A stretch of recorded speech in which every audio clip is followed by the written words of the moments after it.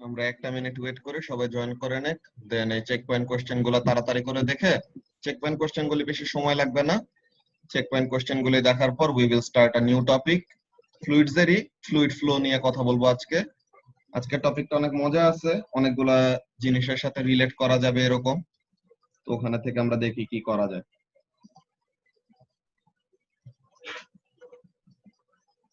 এস্টিমেশনের question গুলো এখানে দেখানোর কিছু নাই, বিকজ লাস্ট দিন অলরেডি বলে দিছি এস্টিমেশনের কোশ্চেন গুলি কিভাবে করে করবা। জাস্ট মেইনলি ক্যালকুলেশন টাইপের কোশ্চেন গুলো এখন দেখাবো। ওকে,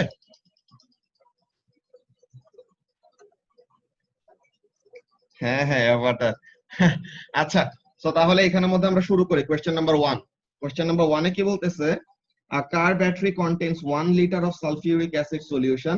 The mass of the liquid in the battery is 1.265 kilogram. So তার মানে ম্যাসের ভ্যালু দেওয়া আছে, ভলিউমের ভ্যালু দেওয়া, ভলিউমের কথাটা লিটারে দেওয়া আছে, লিটার থেকে মিটার কিউবে নেওয়ার জন্য কনভার্সনের প্রসিডিওরটাও বলা। ওকে, তো কনভার্সনের প্রসিডিওরটাও বলা আছে। এখন বলতেছে what is the density of this battery fluid. So তাহলে ডেনসিটি ইকুয়ালস টু আমরা কি জানি, মাস বাই ভলিউম। সো এখন ভলিউম ইকুয়াল টু আমাদের দাও 1 লিটার। এখন 1000 লিটার মানে 1 মিটার কিউব। তো তাহলে 1 লিটার মানে কত মিটার কিউব হবে, 1 বাই 1000 মিটার কিউব। সো তার মানে আমার ভলিউম হলো 1 বাই 1000 মিটার কিউব। আর হোয়াট ইজ দ্য মাস, 1.265। 1.265 হলো এটার mass, so তাহলে density is equal to mass by volume, that is 1.265 divided by 1 by 1000। so তাহলে এই 1000 টা উপরে উঠে আসবে, which will make it 1265 kg per meter cube। তো তাহলে this is the answer for question number 1, যে what is the density of the battery fluid, যে সালফিউরিক অ্যাসিডের যে সলিউশনটা আছে ওটা ডেনসিটি কত, এই জিনিসটা। ওকে, হ্যালো ভাই। ভাই হ্যাঁ বলো। আমি না ফার্স্টে আপথ্রাস্টের ইয়াটা হিসাবে নিছি, হ্যাঁ, ম্যাস ইনটু ইয়া, তারপরে ওইটা ফার্স্ট এখানে কই থেকে তোমার দরকার? ও আচ্ছা, হ্যাঁ, আমি তো নরমালি, যাই হোক আমার 1264 আসছে। 1264 তুমি আপথ্রাস্টের ওইটা দিয়ে কেমনে আনবা? তোমার এখানে আপথ্রাস্টটা কেন লাগবে? আপথ্রাস্ট একটা ফোর্স, ডেনসিটি হলো অন্য জিনিস পুরোপুরি। হ্যাঁ, আপথ্রাস্ট দুইটা দিয়ে করছিলাম, যা চায় ওইটা নিয়ে করতে হবে।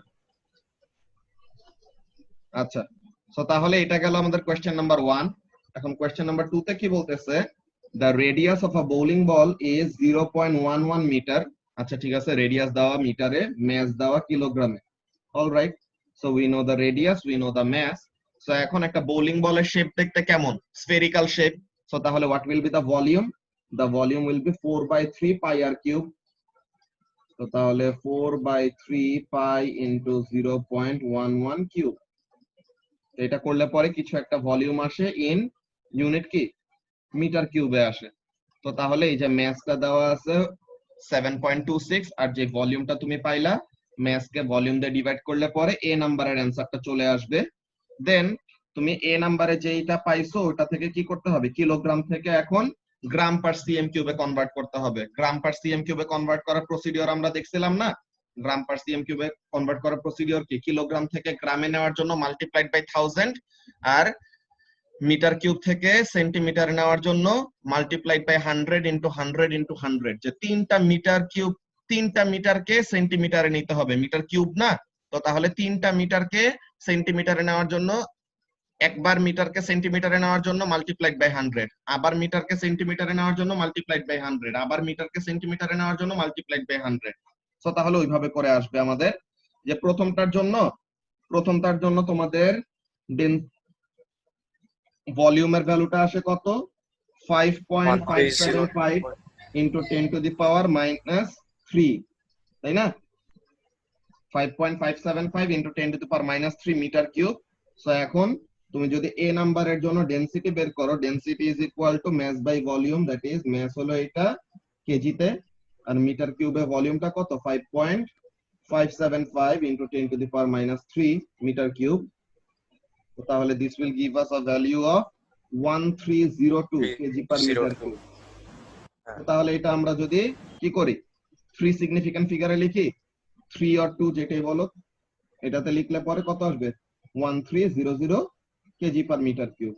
যে গিভেন ইনফরমেশন যত সিগনিফিক্যান্ট ফিগারে আছে, ফাইনাল অ্যান্সার তত সিগনিফিক্যান্ট ফিগারে দিলাম। So that is question number 2A। এখন 2B এর জন্য আমরা কি করব? 2B এর জন্য basically 1300 kg per metre cube মানে কি? এত কেজি ইন 1 মিটার কিউব। তো তাহলে কেজি থেকে গ্রামে নেওয়ার জন্য মাল্টিপ্লাইড বাই 1000, তো উপরে গ্রামে কনভার্ট হয়ে গেল। এখন মিটার কিউব থেকে কিসে নিতে হবে? সেন্টিমিটার কিউবে। তো তাহলে মাল্টিপ্লাইড বাই 100 ইনটু 100 ইনটু 100। যে তিনবার আমরা কি করলাম? তিনবার আমরা মিটারকে সেন্টিমিটারে কনভার্ট করলাম। তো তাহলে this goat converted to what? Centimetre cube. So এখানের মধ্যে আমাদের ফাইনালি কত আসে? যে 1300 ডিভাইডেড বাই 1000 এর মতো হয়। তো তাহলে this will give us what? 1.3 gram per CM cube, নাকি? এটা আসবে না? 1.3 গ্রাম পার সিএম কিউব, যে 1300 জি ভাই। 1000 দিয়ে ডিভাইড দেই। সো তাহলে এটা 1.30, যদি 3 সিগনিফিক্যান্ট ফিগারে রাখতে চাও 1.30 gram per centimetre cube. Then question number 3, এটা তো অলরেডি তোমাদেরকে বলছে কিভাবে তোমরা প্রসিডিওরটা ফলো করবা, ওই প্রসেসে বের করবা আর কি। ওকে, যে তোমার রুমের ডাইমেনশন তুমি দেখবা, সবার রুমের ডাইমেনশন তো সেম হবে না। তো এরকম রুমের ডাইমেনশন দেখে দেন ওইখানের যে ভলিউমটা হয়, length into breadth into height করে ভলিউম পাইলা। আর ডেনসিটি অফ এয়ার তো তুমি জানো 1.2 kg per metre cube. So তাহলে ডেনসিটি আর ভলিউম ইউজ করে you will find out the mass. তো যার যার রুমের সাইজ অনুযায়ী ওরকম তোমার আসবে ভ্যালু। এখন কোশ্চেন নাম্বার 4, কোশ্চেন নাম্বার 4টা আমরা দেখি কি বলতেছে।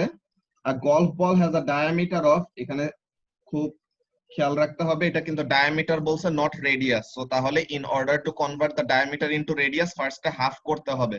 ওকে, তো এই ব্যাপারটা মাথায় রাখতে হবে। এখানে অনেকজনই কনভার্সনে ভুল করে, যে ডায়ামিটারটাকে রেডিয়াস ভাইবে ক্যালকুলেশন করে ফেলে, দেন শুধু শুধু মার্ক যায়। Okay, so what we need to do, এখানে আপস্ট্রাস্ট তো ইউজ করব, রাইট? হ্যাঁ এখানের মধ্যে আপথ্রাস্টের কাজ আসে নাকি ওটা দেখবো, আসার উচিত, আসবে। এই যে আপথ্রাস্টের কথা তো বলছে, what upthrust does it experience when it is completely submerged, যে যখন নাকি গলফ বলটা পুরোপুরি পানির ভিতরে চুবাই ফেলছো, হ্যাঁ, তখন যায় তার উপরে আপথ্রাস্টের ভ্যালুটা কত এটা বের করতে বলছে। এখন আমরা 4 নাম্বারটা একটু নোটপ্যাডের মধ্যে করি, that will be better. Question number 4টা আমরা নোটপ্যাডের মধ্যে করি। এ নাম্বার ফার্স্ট অফ অল আমরা গলফ বলটাকে আঁকি, যে এটার ডায়ামিটার কত? এটা ডায়ামিটার হলো 4.27 সেন্টিমিটার। তা এখন ডায়ামিটার যদি এইটা হয়, রেডিয়াসটা কি হবে? রেডিয়াসটা হবে 4.27 ডিভাইডেড বাই 2, নাকি? তো তাহলে দিস উইল বি কত? 2.135 সেন্টিমিটার। তো এখন এটা তো সেন্টিমিটারে আছে, সেন্টিমিটার থেকে মিটারে নেওয়ার জন্য what we need to do? Centimetre থেকে মিটারে নেওয়ার জন্য we have to divide by 100। তো তাহলে এটা কত আসে? 0.02135 মিটার। ঠিক আছে, আসলে রেডিয়াসের ভ্যালু আমরা বের করে রাখলাম কত? রেডিয়াস হলো এটা। Now we will use this value of radius to determine what? ভলিউমটা বের করতে হবে না, যে পুরা বলটাই তো পানির ভিতরে। তো তাহলে we will have to determine the volume, যে what will be the volume of fluid displaced. Jaber, the volume of fluid displaced will be equal to the total volume of the golf ball, because পুরাটাই তো পানির ভিতরে, তাই না? হ্যাঁ। তো তাহলে shape of the golf ball is a sphere। so ভাই, তাহলে বলো। আমি না রেডিয়াস যে বের করছি এটা ক্যালকুলেশন দেখাইতে হবে, আমি ডাইরেক্ট 4.27 ডিভাইড বাই 200 কিউব দিয়ে দিই। হ্যাঁ হইছে, সমস্যা নেই, এটা না করলে প্রবলেম নেই, আমি এটা আলাদা করে দেখাইলাম যেন মনে থাকে। ওকে, ওটা না করলেও প্রবলেম নাই, ডিরেক্টলি ফর্মুলার মধ্যে রাইটটা বসাই দিলে হইলো। তো তাহলে এখানে আমরা কি করলাম? এখানে আমরা ভলিউমটা বের করলাম, which came out to be 4.076 into 10 to the power minus 5 meter cube. So this is our volume. এখন ভলিউম পেয়ে গেছি, ম্যাস তো আমাদেরকে দেওয়া ছিল নাকি? ম্যাস আমাদের আসলে দরকার নাই। Density of water or density of fluid কত দেওয়া? 1000 কেজি পার মিটার কিউব দেওয়া। এখন আপথ্রাস্টের ফর্মুলা কি? Density of fluid into volume of fluid displaced into g. তো এখন এখানে ডেনসিটি অফ ফ্লুইড কত? কোন ফ্লুইডকে ডিসপ্লেস করতেছে? ওয়াটারকে ডিসপ্লেস করতেছে। So what will be the density of the fluid? 1000। কতটুকু ভলিউম অফ ফ্লুইড ডিসপ্লেস করতেছে? পুরো অবজেক্টটাই তো পানির ভিতরে, তো তাহলে the whole volume of the object is responsible for displacing fluid. তো তাহলে ভলিউম অফ ফ্লুইড ডিসপ্লেসড হবে অবজেক্টের পুরো ভলিউমটাই, বিকজ পুরাটাই হলো পানির নিচে। একটা ব্যাপার খেয়াল করছো, আমি কিন্তু এখন পর্যন্ত রাউন্ড আপ করি নাই, যা আসতেছে ওই জিনিসটাই মোরলেস ক্যালকুলেটরে যেটা আসতেছে ওইটাই আমি রেখে দিতেছি, অর একটা সার্টেন নাম্বার যা 4 সিগনিফিকেন্ট অর 5 সিগনিফিকেন্ট পর্যন্ত ভ্যালু রেখে দিতেছি। ফাইনালি অ্যানসারটা যখন নাকি আমার বের করব, যে আমার কাছে চাই, আমার কাছে তো আর আলাদা করে ভলিউম চাই নাই, চাইছে আলাদা করে রেডিয়াস চাই নাই, চাইছে এগুলো আমরা রাউন্ড আপ করব না। আমরা কি করব, একদম ফাইনাল অ্যানসারে যে যে আপথ্রাস্টের ভ্যালুটা আমাদের কাছে চাইছে, সো লাস্টে যে আমরা রাউন্ড আপ করব। Or else what will happen, তুমি যদি আগেই এই যে 0.021 এখানে যদি তুমি বন্ধ করে দাও, এরপরে তুমি এটা দিয়ে যখন নাকি ভলিউম বের করবা ওখানে যদি আবার রাউন্ড আপ করো, দেন এই দুইবার রাউন্ড আপ করা ভ্যালুটা যদি তুমি এখন আপথ্রাস্ট ক্যালকুলেশনের জন্য ইউজ করো, the answer will deviate from the main one. ওকে, যে অ্যাকচুয়াল আপথ্রাস্টের ভ্যালুটা থেকে তোমার অ্যানসারটা কি হবে, একটু বড় বা ছোট হয়ে যাবে। ওটা এমন যেন না হয়, এর জন্য কি করতে হবে, তোমাকে কোশ্চেনে কি চাইছে এ নাম্বারে আপথ্রাস্ট বের করতে। So whatever the preliminary calculations are regarding this upthrust calculation, ওগুলাতে আমরা কি করব না, কোনো রাউন্ড আপ করব না। কখন যে রাউন্ড আপ করব, একদম লাস্টের অ্যানসারে। ওকে, সো তাহলে এখানের জন্য আমাদের ফাইনালি যদি মাল্টিপ্লাই করি, এটা কত আসে? 0.4 0.40 নিউটন, ওই যে 0.3999 এরকম আসে। তো তাহলে এটাকে 2 হ্যাঁ হ্যাঁ ফিগারে লিখলে কত হবে, 0.40 Newton. So that was question number A. So this was 4A গেল। 4B তে কি চাইছে, লেটস সি। হ্যাঁ, 4B তে আমাদের কাছে কি চাইলো, 4B তে আমাদের কাছে চাইছে if the mass of the ball is 45 gram. আচ্ছা, মাস হলো গ্রামে দাও, তো কেজিতে নিতে হবে। বলতেছে what is the resultant force on it when under water. ঠিক আছে, সো তাহলে একটা তো আপথ্রাস্ট ফোর্স তার উপর আছে, ওটা তো আমরা জানি, বের করলাম মাত্র। এখন তার মাস দেওয়া হলো 45 গ্রাম, মাস অফ বল হলো 45 গ্রাম, তো গ্রাম থেকে কিলোগ্রামে নিলাম। এখানে কিন্তু আমি বাচ্চাদের মতো ডিভাইড বাই 1000 লিখতেছি। এখন কিন্তু তোমরা বড় হয়ে গেছো, what you actually have to follow, or যেটা ফলো করো তোমাদের জন্য better, that is multiplied by 10 to the power -3। এই ইন্ডিসেস গুলা ইউজ করা শিখতে হবে। ওকে, ডিভাইডেড বাই 1000 ওভাবে লিখলে যে মার্ক কাটবে এমন কোনো কথা নাই, কিন্তু এর যে 10 টু দি পাওয়ার -3 যে ডিভাইডেড বাই 1000 এর ইকুইভ্যালেন্ট, এই ব্যাপারটা তোমাদের কনসেপ্টের মধ্যে রাখতে হবে। ওকে, সো দুইটা জিনিস একই, 45 ইনটু 10 টু দি পাওয়ার -3 বলা যেই কথা, 45 ডিভাইডেড বাই 1000 বলা একই কথা। তো তাহলে এখানের জন্য ম্যাথ তো আমরা জানলাম, তো এখন ম্যাথ থেকে আমরা একটা ফোর্স তো বের করতে পারবো, কি, weight of the ball is equal two mass of the ball into g, that is 45 into 10 to the power -3 multiplied by 9.81। তো তাহলে এখানে থেকে আমাদের এটা কত আসে, ওয়েটের ভ্যালুটা আসে 0.4415 নিউটন। তো তাহলে ফোর্স গুলো আমরা দেখি, what are the forces acting on the ball. একটা হলো নিচের দিকে ওয়েট হুইচ ইজ 0.4415 নিউটন, আর আরেকটা হলো উপরের দিকে আপথ্রাস্ট which is 0.40 নিউটন। তো তাহলে রেজাল্টেন্ট ফোর্স কোন দিকে, উপরে নাকি নিচে? ডাউনওয়ার্ডস। রেজাল্টেন্ট ফোর্স হলো নিচে। তো তাহলে F resultant is equal to weight minus upthrust, that is 0.4415 minus 0.40, so this gives us কত, 0.0415 নিউটন। তো তাহলে এটাকে 2 সিগনিফিকেন্ট ফিগারে লিখলে পরে 0.042। ওকে, আমি এফ রেজাল্টেন্ট এইভাবেও লিখতে পারি, অর আমি কিন্তু এমন ওয়েতেও লিখতে পারি যে সামেশন অফ ফোর্স। ঠিক আছে, এফ রেজাল্টেন্ট এমন ওয়ার্ডে লেখা যে কথা, সামেশন সাইন দিয়ে এফ লেখা একই কথা। হ্যাঁ বলো, ডিরেকশনটা স্টেট করতে হবে না? হ্যাঁ লিখবো, ব্র্যাকেটে স্টেট করে দিচ্ছি যে এখানের মধ্যে আমরা ডিরেকশনটা ডাউনওয়ার্ড ফোর্সটা হলো বড়, সো তাহলে the resultant force is downwards, কত, 0.042 নিউটন। ওকে, তো এটা গেল আমাদের বি নাম্বার কোয়েশ্চেন নাকি। হ্যাঁ, বি নাম্বার কোশ্চেনটা গেল।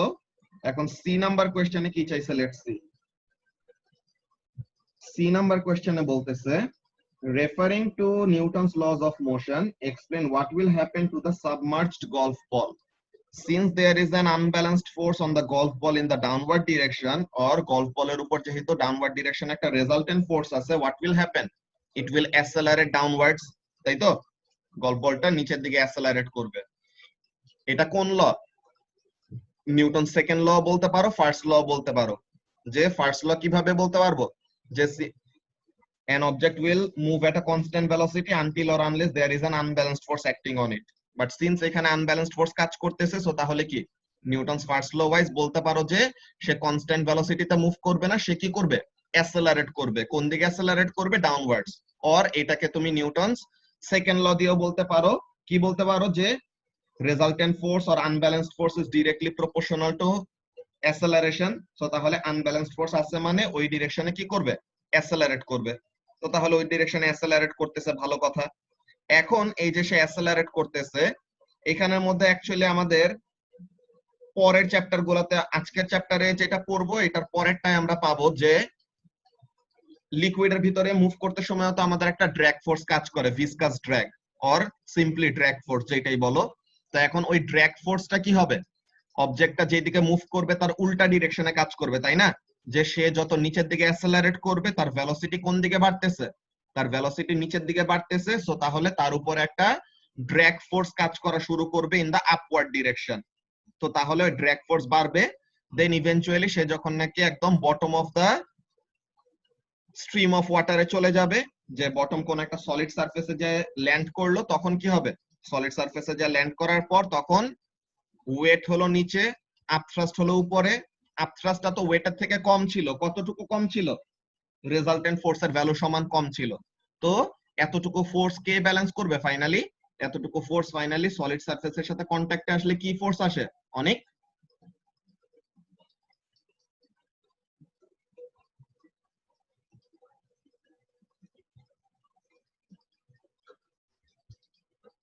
সলিড সারফেসের সাথে কন্ট্যাক্টে আসলে একটা ফোর্স এক্সার্ট করবে না উপরের দিকে, ওই ফোর্সটা কি? অনেক।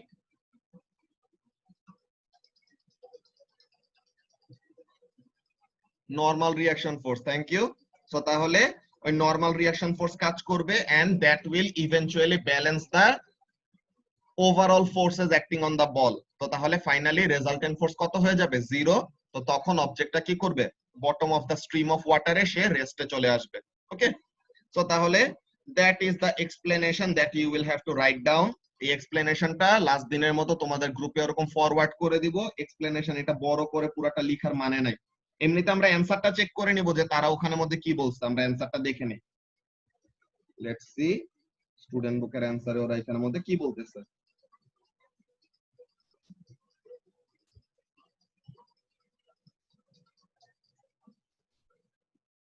এই যে there is a resultant force downward, so it will accelerate to the bottom. Newton's first law দিয়ে বলতে পারো।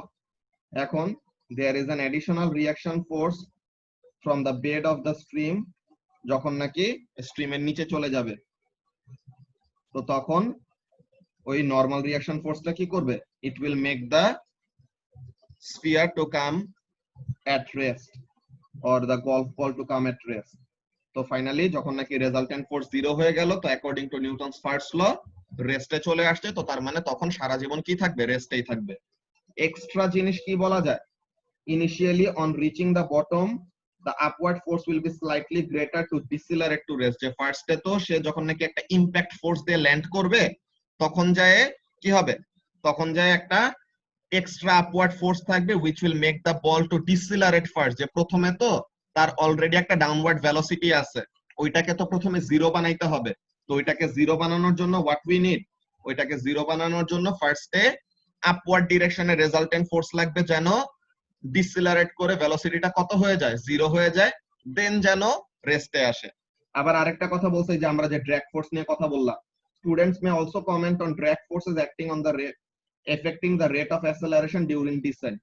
যে নিউটন সেকেন্ড ল, যে নামতে সময়, নিচে নামতে সময় কি করবে? ড্র্যাগ ফোর্সটা মোশনটাকে অপোজ করবে। সো তাহলে ওইটা নিয়েও তুমি কমেন্ট করতে পারো বা লিখতে পারো। ওকে, তো তাহলে এই ব্যাপারটা ছিল আমাদের কিসের 4C। কোয়েশ্চেন নাম্বার 5 এ তোমরা কতজন একটু প্রবলেম ফেস করছো আমি দেখলাম, তো কোয়েশ্চেন নাম্বার 5টা আমি এখানের মধ্যে করে দিচ্ছি যেন তোমাদের জন্য বুঝতে ইজি হয়। কোয়েশ্চেন নাম্বার 4 এর সি এর এক্সপ্লেনেশন নিয়ে কি কারো এখন কোনো কনফিউশন আছে?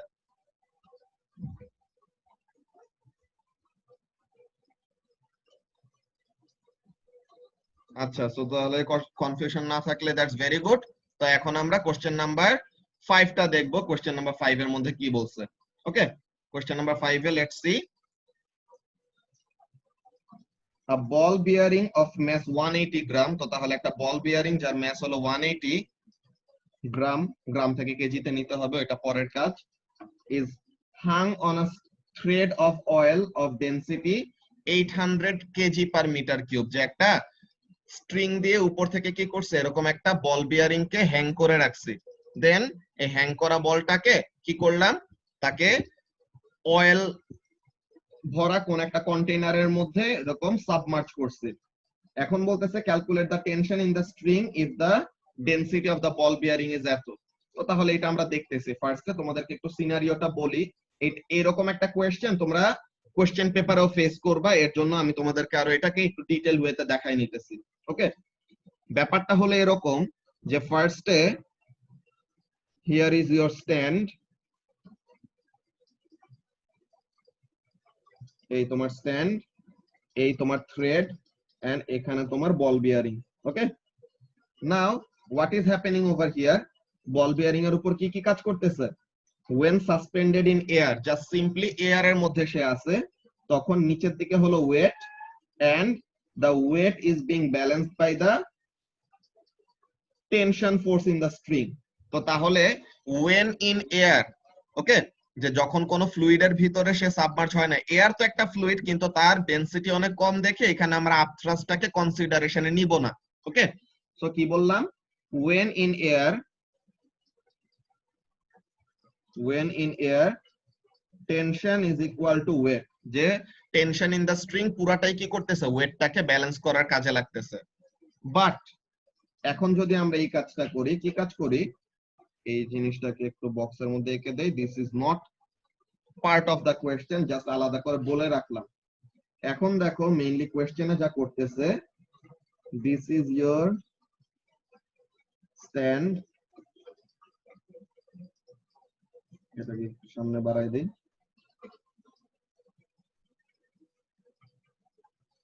এটা হলো তোমার স্ট্যান্ড, এখানে থেকে বলটা, বল বিয়ারিংটা সাসপেন্ডেড ওয়েতে আছে, হ্যাং করে রাখছো তুমি। Here is a beaker of oil, অয়েলের একটা বিকারের মধ্যে কি করলা তুমি, অয়েলের একটা বিকারের মধ্যে তুমি বল বিয়ারিংটাকে ইমার্স করে দিছো বা সাবমার্জ করে দিছো। এখন বল বিয়ারিং এর উপর ফোর্স গুলি কি কি আছে দেখো, it has a weight in the downward direction, that's very good, it has a, sorry,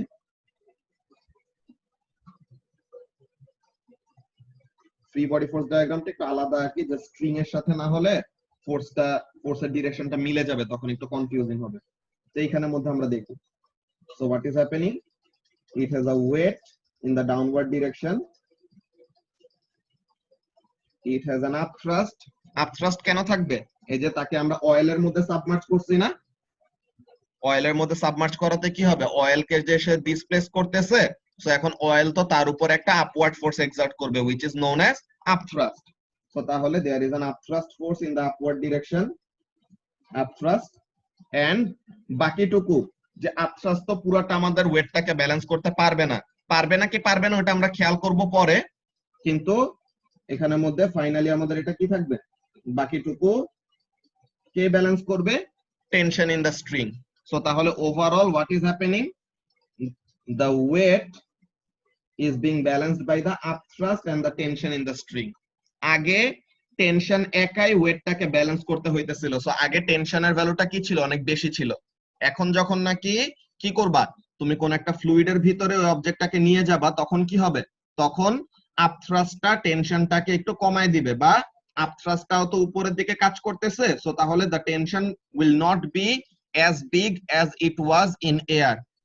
ব্যাপারটাকে বুঝতে পারতেছো কি বললাম, যে পানিতে নিয়ে গেল ওই জিনিসটাকে কি আর হালকা মনে হয় না? ব্যাপারটা রিজনটা হলো এরকম, যে পানিতে যে সে সাবমার্জ করা আছে, the reason is that submerge করলে পরে তার উপরে পানি থেকে একটা তুমি হেল্প পাচ্ছ, বা পানি থেকে কি করতেছে, স্ট্রিংটা একটা আপওয়ার্ড ফোর্স ফিল করতেছে, যার জন্য কি হবে, টেনশনটা আগের মতো এত বড় না হইলেও কি করতে পারবে, ওয়েটটাকে ব্যালেন্স করতে পারবে। ওকে, তো this is the scenario when you will displace a fluid. তো তাহলে তোমাদেরকে কোয়েশ্চেন যেরকম করবে, কোয়েশ্চেন পেপারে যে এরকম একটা দেখবা কোয়েশ্চেন, কি করবে তারা এখানের মধ্যে স্ট্রিং নিবে না, তারা কি নিবে, তারা একটা নিউটন মিটার নিবে। হ্যাঁ, তারা একটা নিউটন মিটার নিল, নিউটন মিটারের মধ্যে তুমি কি করলা, নিউটন মিটারের মধ্যে তুমি তোমার বল বিয়ারিংটা ওইটা হ্যাং করে দিছো।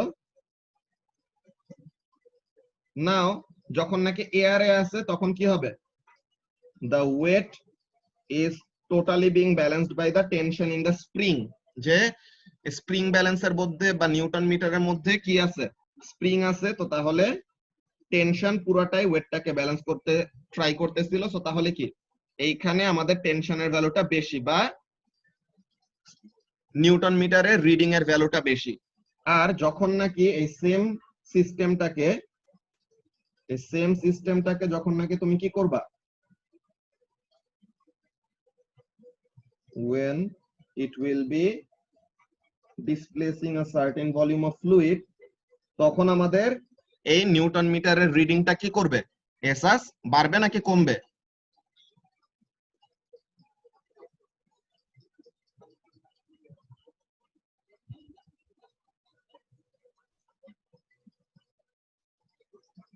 এসাস শুনছো কি বলছে? এই ফ্লুইডকে যদি এখন সে ডিসপ্লেস করে, এখন কি আমাদের নিউটন মিটারের রিডিং ইনক্রিজ করবে নাকি ডিক্রিজ করবে আগের থেকে?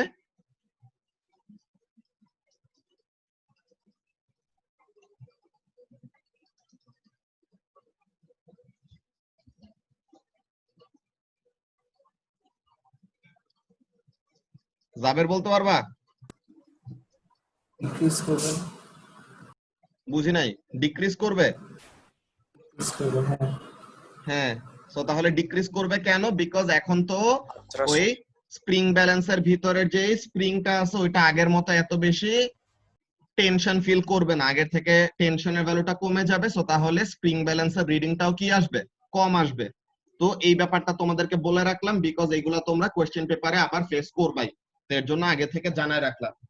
এটা নিয়ে কি কারো কোনো কনফিউশন আছে? যে জিনিসটা বললাম আমি মাত্র, সিয়াম বুঝতে পারছো? ওকে, দ্যাটস ভেরি গুড। তো তাহলে আমরা সামনের দিকে আগে আমাদের কোয়েশ্চেনটা সলভ করে ফেলি আগে। তো এই জিনিসটা আমরা এক্সট্রা করে রাখলাম, তাহলে যেন কোয়েশ্চেন পেপারে যখন ফেস করব এগুলা নিয়ে যেন আমরা অ্যান্সার করতে পারি। আচ্ছা, তো তাহলে এইখানের জন্য আমাদের কাজটা কি, the weight of the ball bearing will be balanced by upthrust and tension in the string. Alright, তো তাহলে আমাদেরকে ইনফরমেশন গুলা কি কি দিচ্ছে, আমরা ইনফরমেশন গুলা ফার্স্টে নোট ডাউন করে নেই। ঠিক আছে, we know the mass of the ball bearing to be 180 gram. তো এখন গ্রাম থেকে কিলোগ্রামে নিতে হবে, তো 180 into 10 to the power minus 3, 10 to the power minus 3 লিখা মানে কি, ডিভাইডেড বাই 1000 করা। That's very good. তো তাহলে we know the weight of the ball, that is mass of the ball bearing multiplied by g. So this will be what, mass of the ball bearing is 180 into 10 to the power minus 3 R g হলো 9.81। তো এখানে থেকে we will get the weight, কত আসবে, 1.7658 newton. ওরকম আমরা higher number of significant figure নিয়ে রাখছি, বিকজ এইটা তো আমাদের অ্যান্সার না, জাস্ট আমাদের অ্যান্সারের জন্য হেল্প করবে। তো এখানে আমরা রাউন্ড আপ করব না বেসিক্যালি। এখন একটা প্রবলেম হয়েছে, কি প্রবলেম? প্রবলেমটা হলো আমাদের আপথ্রাস্টের ভ্যালুটা বের করতে হবে। আমাদের কাছে চাইছে কি, আমাদের কাছে তো চাইছে টেনশনের ভ্যালুটা, তাই না? আমাদের কাছে চাইছে হলো টেনশনের ভ্যালু। সো তাহলে টেনশন জানার জন্য ওয়েট তো অলরেডি বের করে ফেললাম। নাও আরেকটা ইনফরমেশন কি জানা লাগবে, আপথ্রাস্টের ভ্যালুটা জানা লাগবে। কিন্তু আপথ্রাস্ট তো ফর্মুলা কি, আপথ্রাস্টের ফর্মুলাটা, upthrust is equal to density of fluid into volume of fluid displaced into g. এখন ডেনসিটি অফ ফ্লুইড, যে অয়েলের ডেনসিটি, এটা তুমি জানো অয়েলের ডেনসিটি কত, 800। দেন জি এর ভ্যালু তুমি জানো 9.81, but volume of fluid displaced এর ভ্যালু কত, কতটুকু ফ্লুইড ডিসপ্লেস হয়েছে এটার ভলিউম কে তোমাকে দিয়ে দিছে, এটার ভলিউম কিন্তু তোমাকে দেয় নাই, তাই না? কতটুকু ফ্লুইড ডিসপ্লেস হয়েছে এটার ভলিউমটা তোমাকে প্রোভাইড করা হয় নাই। তো তাহলে তোমার এখন চিন্তা করতে হবে যে how to determine the volume of fluid displaced. ব্যাপারটা দেখো, পুরাটাই কি, পুরা বল বিয়ারিংটাই অয়েলের ভিতরে না? ফ্লুইডের কনসেন্ট্রেশন কম বেশির জন্য কি আপথ্রাস্ট, হ্যাঁ হ্যাঁ বর্ষা, ফ্লুইডের কনসেন্ট্রেশনটাই তো তোমার ডেনসিটিকে এফেক্ট করবে। তো ডেনসিটি যদি বেশি হয় তো তাহলে আপথ্রাস্ট বেশি, ডেনসিটি যদি কম হয় আপথ্রাস্ট কম, এরকম। বুঝতে পারছো?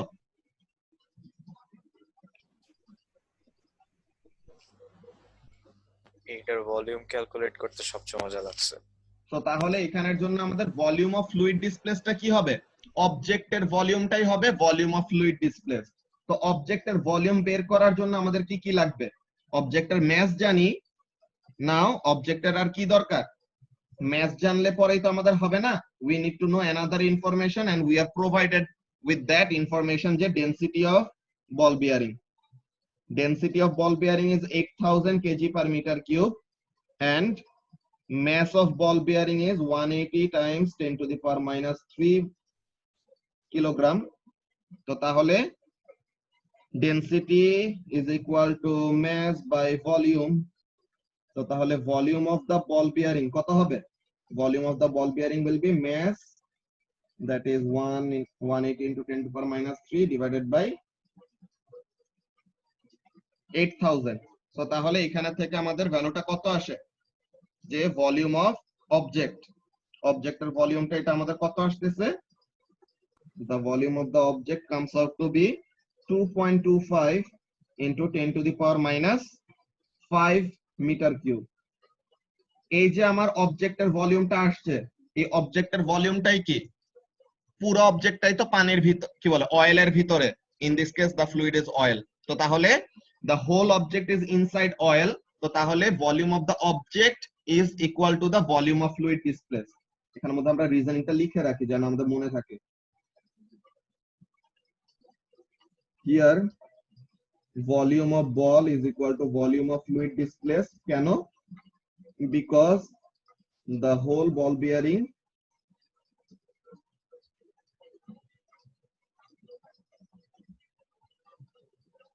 bearing is inside the oil। তো তাহলে আমরা এখানে ভলিউমের ভ্যালুটা জেনে গেলাম and we will incorporate the volume over here, তাই না? আমরা ভলিউমটাকে এখন এখানের মধ্যে বসাই দিলে পরে কি পেয়ে যাব, আপথ্রাস্টের ভ্যালুটা পেয়ে যাব। তো এখানের মধ্যে ভলিউমটা বসাই দিলে what does the upthrust come out to be, the upthrust is 0.17658 Newton. তো আপথ্রাস্ট জেনে গেলাম এইটা, ওয়েট জেনে গেলাম এইটা। তো তাহলে আপথ্রাস্ট আর ওয়েট ইউজ করে আমরা এখন টেনশন বের করব কিভাবে, weight is equal to upthrust plus tension. So তাহলে tension is equal to weight minus upthrust. Weight হলো 1.7658, 1.7658 আর আপথ্রাস্ট হলো 0.17658, 0.17658। তো তাহলে ফাইনালি এটা কত আসে, 1.59 নিউটন। তো তাহলে টেনশনের ভ্যালুটা কত আসে, the tension comes out to be 1.59 Newton. এটা নিয়ে কি কারো কোনো কনফিউশন আছে? এখন টেনশনের ভ্যালুটা আমরা কিভাবে বের করলাম, বর্ষা বুঝতে পারছো? কি সাজিদের কনফিউশন আছে? হ্যাঁ ভাইয়া, ভলিউমের পার্টটা একটু রিপিট করো আবার। বুঝি নাই। ভলিউমের পার্টটা একটু রিপিট করো আরেকবার। ও আচ্ছা, ভলিউমের পার্টটা রিপিট করবে। এখানের মধ্যে দেখো যে আমরা কি করব, এখানের মধ্যে আমাদের একটা স্ট্রিং থেকে একটা বল বিয়ারিং কি করছি, হ্যাং করে তাকে একটা অয়েলের কন্টেইনারের ভিতরে বা একটা অয়েলের ভিতরে সাবমার্জ করে রাখছি। এখন তাহলে এই বল বিয়ারিং এর উপর কি কি ফোর্স কাজ করতেছে এই জিনিসটা আমরা দেখতেছি। দেখো, একটা হলো আপথ্রাস্ট উপরে, ওয়েট হলো নিচে। তা এখন আপথ্রাস্টটা ওয়েটটাকে পুরোপুরি কি করতে পারতেছে না, ব্যালেন্স করতে পারতেছে না। সো তাহলে কি হবে, স্ট্রিং এর উপরে একটা এক্সট্রা টেনশন ফোর্স থাকবে, যে টেনশন ফোর্সটা বাকি ফোর্সটাকে ব্যালেন্স করবে। বিকজ এটা তো হ্যাং করে তো স্টেশনারি আছে, স্ট্রিং এর সাথে লাগায় রেখে তো এটা আর মুভ করতে পারবে না। মুভ করার জন্য তো এটার স্ট্রিংটাকে ছিঁড়ে ফেলতে হবে আগে। তো তার মানে কি, আপথ্রাস্ট আর টেনশন মিলে কাকে ব্যালেন্স করতেছে সাজিদ? আচ্ছা ওয়েট কে ওয়েট কে ব্যালেন্স করতেছে। ঠিক আছে, ভালো কথা। তো এখন আমাদের কোশ্চেনে চাইছে যে টেনশনের ভ্যালুটা কত এটা বের করো। ঠিক আছে, ভালো কথা, হ্যাঁ। টেনশন বের করব। তো তাহলে টেনশন বের করার জন্য আমাদের এই যে এই এক্সপ্রেশন থেকে বুঝতে পারতেছে টেনশন বের করার জন্য কি কি দরকার, আমাদের ওয়েট জানা দরকার, আপথ্রাস্ট জানা দরকার। তো weight of the ball bearing তো ইজিলি বের করে ফেলতে পারছি, যে ম্যাস ইনটু জি, যে mass of the ball bearing into g করলে আমরা কি পেয়ে গেলাম, ওয়েটের ভ্যালুটা পেয়ে গেছি। That was very easy. আপথ্রাস্টটা বের করা একটু ট্রিকি। এখানের মধ্যে কাজটা কি, আপথ্রাস্টের ফর্মুলা কি, upthrust is equal to density of the fluid into volume of fluid displaced into G. Density আমাদের অলরেডি দেওয়া আছে, অয়েলের ডেনসিটি হলো 800, G এর ভ্যালু অলওয়েজ 9.81, এটা আমরা জানি, close to the surface of the earth 9.81 হয়। এখন ভলিউম অফ ফ্লুইড ডিসপ্লেসটা কি হবে, এটা আমাদেরকে ডাইরেক্টলি ইনফরমেশন দেওয়া নাই, যে অবজেক্টের কোনো রেডিয়াস দেওয়া নাই, কিছু দেওয়া নাই। তো তাহলে how can we determine the volume of the fluid displaced? এইটার জন্য আমাদের একটা ব্যাকওয়ার্ড ক্যালকুলেশন করা লাগলো। কি করা লাগলো দেখো, অবজেক্টটা কি পুরাটাই অয়েলের ভিতরে না বলতো সাজিদ? হ্যাঁ, সাবমার্জ করা পুরো। হ্যাঁ, অয়েলটা পুরা, বলটা পুরাটাই অয়েলের ভিতরে। সো তাহলে অবজেক্টের ভলিউমটা যদি আমরা বের করতে পারি, অবজেক্টের ভলিউমটাই তো কি করতেছে, ফ্লুইডটাকে ডিসপ্লেস করতেছে না? হ্যাঁ, আগে তো আমরা যেরকম এক্সাম্পল কয়টা দেখছিলাম, কি দেখছিলাম, যে পার্শিয়ালি কয়টা সাবমার্জ আছে, এই যে এরকম পার্শিয়ালি সাবমার্জ আছে। তো তাহলে পুরো অবজেক্টের ভলিউমটা ফ্লুইডটাকে ডিসপ্লেস করতেছে না। কিন্তু এখনের সিচুয়েশন তো আমাদের এমন যে পুরো অবজেক্টটা কি হয়েছে, পানির ভিতরে ঢুকে গেছে, বা পুরো অবজেক্টটা কি করছে, ফ্লুইডের ভিতরে ঢুকে গেছে। তো তাহলে the whole volume of the object is being responsible to displace the fluid, তাই তো? তো তার মানে অবজেক্টের volume is equal to the displacement, fluid displaced এর ভলিউম। এই যে এখানের জন্য আমরা যেটা লিখছিলাম, যে volume of object is equal to volume of fluid displaced. কেন? Because the whole object is under water or the whole object is inside the fluid. বুঝতে পারতেছো কি বললাম? তো তাহলে অবজেক্টের ভলিউমটা যেহেতু পুরাটাই অয়েলের ভিতরে আছে, সো তাহলে অয়েলের ভলিউমটা বের করলেই আমরা কি পেয়ে যাব, ফ্লুইড ডিসপ্লেসড এর ভলিউমটা পেয়ে যাব। তো এখন অয়েলের আমরা কি বলে, বলের ভলিউমটা বের করলে কি পেয়ে যাব, অয়েল কতটুকু ডিসপ্লেস করছে এটার ভলিউম পাবো। তো বলের ভলিউম কিভাবে বের করব, বলের আমাদের কি দেওয়া আছে, ডেনসিটি দেওয়া আছে, ম্যাস দেওয়া আছে। তো বলের ডেনসিটি আর ম্যাস ইউজ করে কি করলাম, বলের ডেনসিটি আর ম্যাস ইউজ করে আমরা বলের ভলিউম বের করছি। এন্ড আমাদের আর্গুমেন্টটা কি, বলের ভলিউমটাই হলো ফ্লুইড ডিসপ্লেসড এর ভলিউম। কেন? বিকজ পুরা বল বিয়ারিংটাই কি আছে, পুরাটাই সাবমার্জ আছে। তো তাহলে এই ভলিউমটা ইউজ করে আপথ্রাস্ট বের করে ফেলছে। বুঝতে পারছো এখন? হ্যাঁ, পুরোটা বুঝছি। ওকে, তো তাহলে এইগুলা ছিল আমাদের চেক পয়েন্ট কোয়েশ্চেন গুলা। এই মিটিং এর আর 1 মিনিটের কম আছে, আমরা নেক্সট মিটিং এ তাহলে ল্যামিনার এন্ড টারবুলেন্ট ফ্লো শুরু করতেছি। ওকে, নেক্সট মিটিং এ জয়েন করে ফেলো।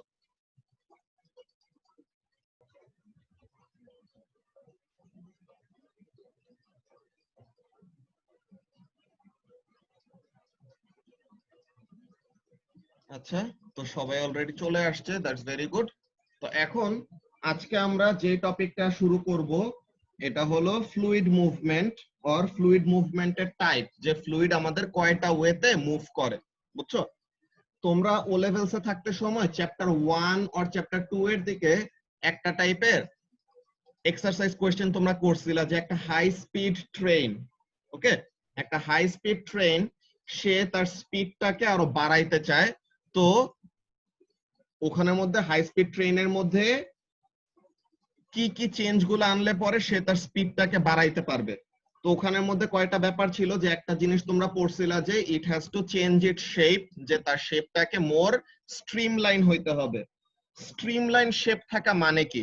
স্ট্রিমলাইন শেপ থাকা মানে হলো ব্যাপারটা এরকম যে তুমি কি করতেছো, তোমার ওই ট্রেনের শেপটাকে এরকম একটা শেপে নিয়ে আসবা যেন কি না হয়, সে তার সারফেস এরিয়াটা যেন বেশি এক্সপোজ না করে এয়ারের কাছে, সে যেন তার সারফেস এরিয়াটাকে এত বেশি এক্সপোজ না করে।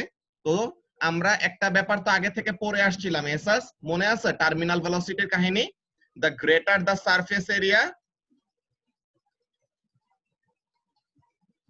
হ্যাঁ the greater the surface area, the greater will be the drag force। কথা কি কেটে কেটে আসতেছে? না, আগে না ভাইয়া। আসছিল। আচ্ছা, সো তাহলে কথা কেটে না আসলে দ্যাটস ভেরি গুড। সুভাশিস বলল যে ভয়েস ক্লিয়ার, কিন্তু কেটে কেটে কেটে আসতেছে মাঝে মাঝে। আচ্ছা, সো তাহলে যেই ব্যাপারটা আমি বলতেছিলাম এখানের মধ্যে দেখো, যে তোমার ফ্লুইডের ভিতর দিয়ে মুভ করতে সময় the more streamlined shape you are, the less will be the drag force on you। ওকে, যে এখানের মধ্যে কাজটা কি, স্কিয়াররা, এটা তোমাদের স্টুডেন্ট বুকের মধ্যে সুন্দর মতো লেখা, যে আইস স্কেটিং যারা করে বা স্কি যারা করে, তারা কি করে, তুমি মনে করো স্কিইং করবা, তুমি তখন কি করো, তুমি নিজেকে এরকম ক্রাউচ করে ফেলো বা তোমার হাতগুলিকে এরকম তোমার বডির সাথে অনেক কাছে নিয়ে আসো, তাহলে যেন কি হয়, তুমি তোমার surface area that is being expose to air, তুমি যেন এটাকে কমাই দিতে পারো। তো তাহলে সারফেস এরিয়া কমাই দিলে কি হবে, you will be able to move with more ease, তুমি আরো বেশি ইজিলি কি করতে পারবা, এয়ার দিয়ে মুভ করতে পারবা, যে এয়ার বেশি এসে তোমার গায়ে কি করবে না, ধাক্কা দিবে না।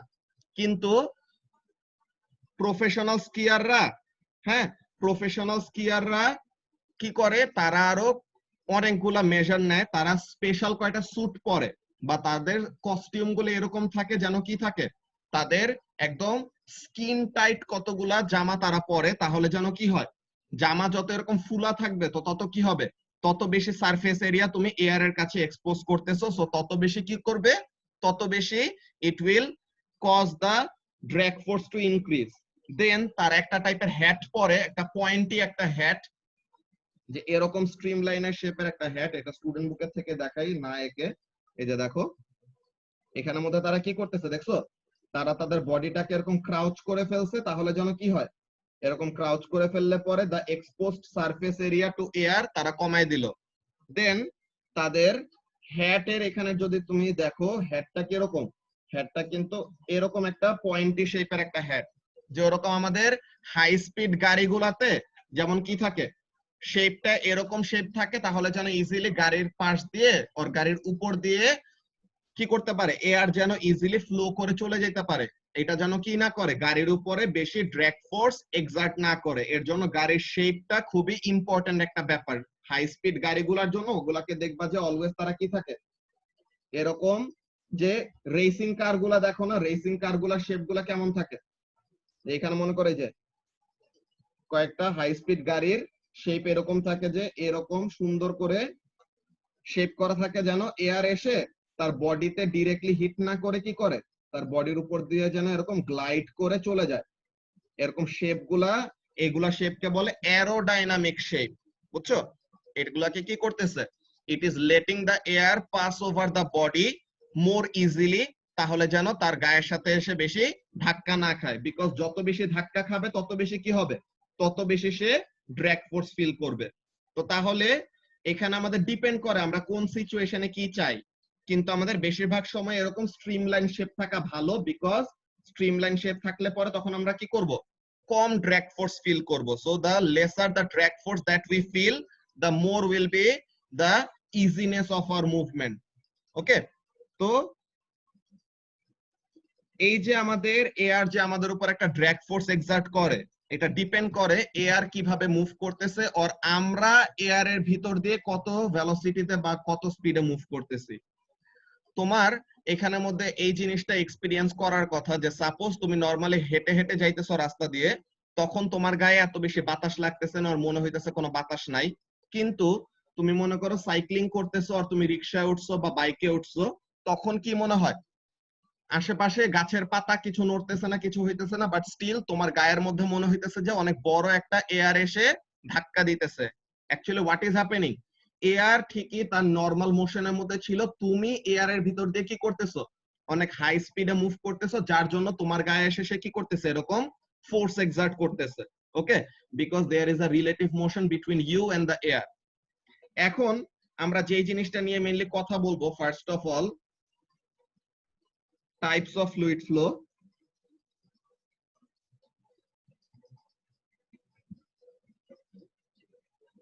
ফ্লুইড ফ্লো এর টাইপ আমাদের দুইটা, কি কি হবে, একটা হবে ল্যামিনার বা স্ট্রিমলাইন,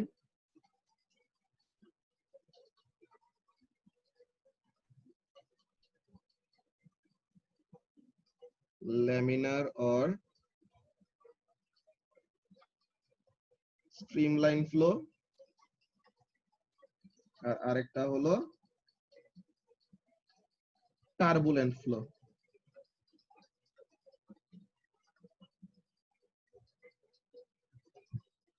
টার্বুলেন্ট ফ্লো এর এগুলা অনেক বেশি কমপ্লেক্স, যে এগুলো আমরা এত বেশি ডেপথে যাব না, বিকজ আমাদের এত বেশি ডেপথে জানতে হবে না ফর এ লেভেলস। টার্বুলেন্সের একটা কোশ্চেন ছিল না আমাদের? কিসের? হ্যাঁ হ্যাঁ, এগুলা টার্বুলেন্স। এগুলা রিলেটেড আমাদের সবগুলা জায়গাতে এমন কোয়েশ্চেন রিলেট করতে পারবা। ওই মোশনের কতগুলা কোয়েশ্চেনের মধ্যে টার্বুলেন্ট ফ্লো, ল্যামিনার ফ্লোর মধ্যে কয়েকটা কানেকশন আছে, ওগুলো আমরা দেখবো। যেগুলো স্কিপ করে আসছিলাম, বলছিলাম যে পরে পড়বো, ওগুলাতে আমরা আবার ব্যাক যাব, সমস্যা নাই। তো যেই কথাটা বলতেছিলাম এখানের মধ্যে, যে ল্যামিনার অর স্ট্রিমলাইন ফ্লো আর আরেকটা হলো টার্বুলেন্ট ফ্লো, এটা হলো কি আমাদের ফ্লুইড ফ্লোয়িং এর দুইটা টাইপ। এখানের মধ্যে কি থাকে, ফ্লুইড গুলা যে ফ্লো করে, ফ্লুইড গুলা লেয়ার বাই লেয়ার ফ্লো করে, বুঝছো?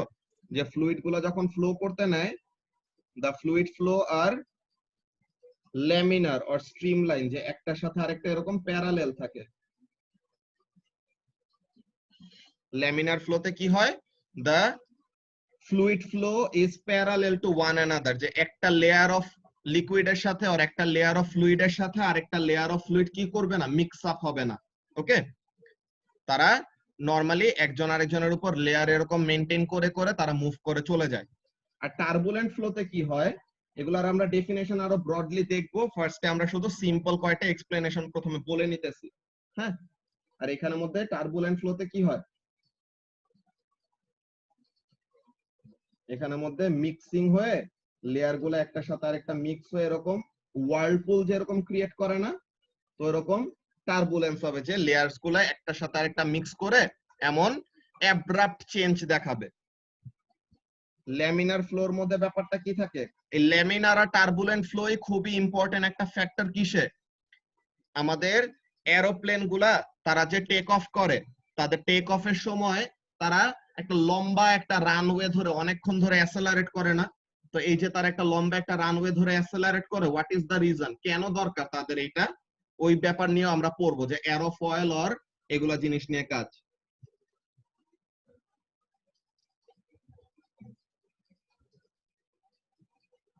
এইখানের মধ্যে এটা অনেক দেখো যে তারা টার্বুলেন্সটাকে, এরোপ্লেন গুলা যে ওই টার্বুলেন্সটাকে হ্যান্ডেল করতে পারে, তুমি কিন্তু অলরেডি অ্যান্সারটা বলে দিছো যে বডিটা হলো হিউজ। তো বডি হিউজ দেখে কি করতে পারতেছে, তারা ওইরকম রিজিড ম্যাটেরিয়াল দিয়ে বানাইতে পারতেছে যেন it can withstand the turbulence, বুঝছো? কিন্তু যখন নাকি আমরা হাই স্পিড গাড়ি বানাই, তো হাই স্পিড গাড়ি বানাইলে পরে হোয়াট ডু উই নিড, আমরা তাকে একটু লাইট ওয়েট বানাইতে চাই, ঠিক আছে?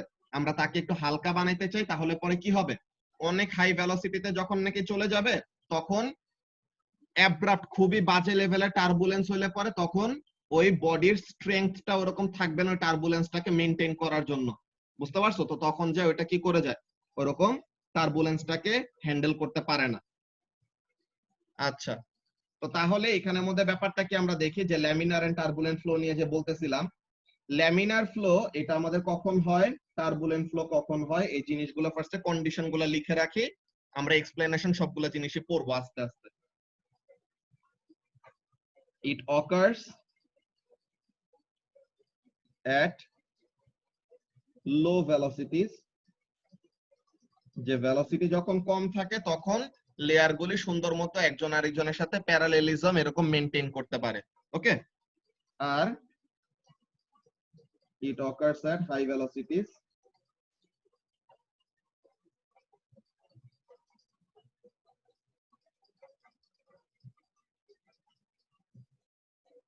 এরপর কি হবে, the layers do not mix with one another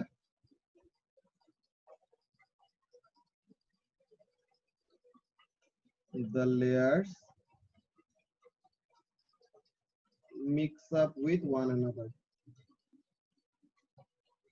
একজন আরেকজনের সাথে এরকম কি করবে, লেয়ার গুলি মিক্স আপ হয়ে যাবে। ওকে, এরপরে কি হয়, এরপর আমাদের ব্যাপারটা হলো এখানে যেহেতু লেয়ার গুলি মিক্স আপ হয় না, তো তাহলে there will be no abrupt changes in velocity and direction. Okay, there will be or there are no abrupt changes in velocity and direction। velocity and direction না বলে speed and direction বললে ভালো হয়, যে speed and direction, যে ম্যাগনিটিউডটাও fix থাকে, ডিরেকশনটাও কি রাখে, কনসিস্টেন্ট রাখে। আর টার্বুলেন্ট ফ্লোতে কি হবে,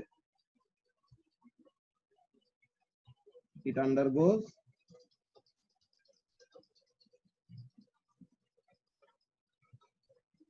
abrupt changes in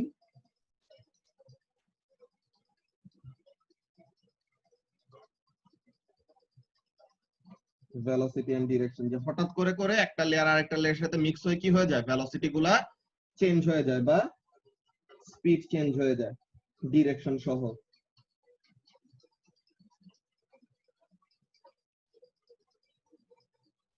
লাস্ট আর একটা ইম্পর্টেন্ট পয়েন্ট আছে আমাদের, লাস্ট একটা ইম্পর্টেন্ট পয়েন্ট কি, এটা হলো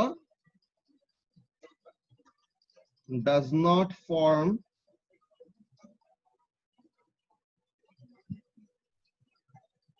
eddy currents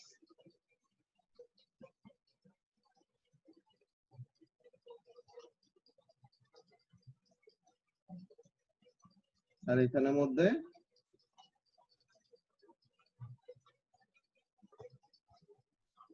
eddy currents are formed।